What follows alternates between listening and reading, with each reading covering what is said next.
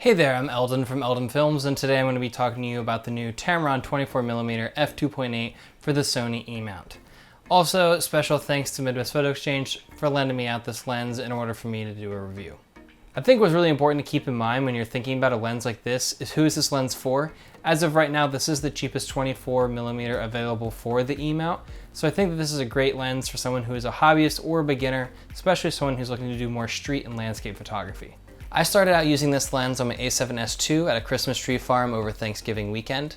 24mm is not a focal length that I use very often. Typically I'm shooting at 35mm on a wedding day or on a shoot, but there have been plenty of times that I just really didn't feel like 35 was quite wide enough.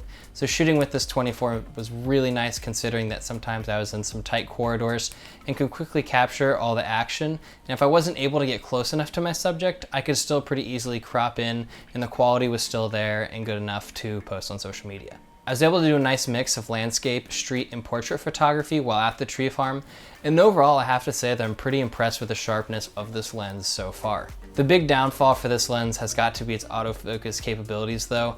On my A7S II, the autofocus was pretty slow and it had to hunt a lot of the time, and you can hear it in the footage.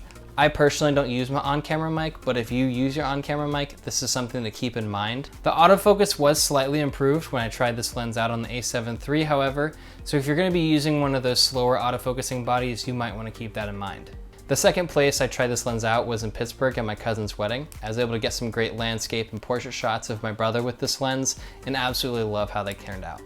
When I actually arrived at the wedding, I was able to capture some footage of the exterior of the venue, similar how I would on the wedding day. I like the footage that I was able to produce with this lens, and one thing that's really nice about this lens is it has a very short minimum focus distance, allowing you to get really up close to a subject, which can give you a really unique perspective being really up and close at 24mm. When night fell, I was able to pull this lens out at the reception. I absolutely love the bokeh that I got in this shot here, and I think in general the bokeh looks pretty good. Again, the 24mm focal length was a big advantage in a tight space like a wedding reception, allowing me to get full body shots from a close distance. If you're a natural light photographer though, you may want something a little faster than the 2.8 has to offer. This reception was fairly dark, and being able to open up to 1.8 or 1.4 would have really been nice, but again, you get what you pay for. If you wanted to get a lens from a competitor that went down to 1.8 or 1.4, you would be spending more than twice the cost of this lens. Overall, I really enjoyed using this lens. When it comes down to price versus performance, I think that this lens is the way to go, especially if you're starting out or a hobbyist. You would really have to ask yourself if the cost associated with the faster lens with better autofocus is worth it, especially when a lens this sharp is out there at this price point.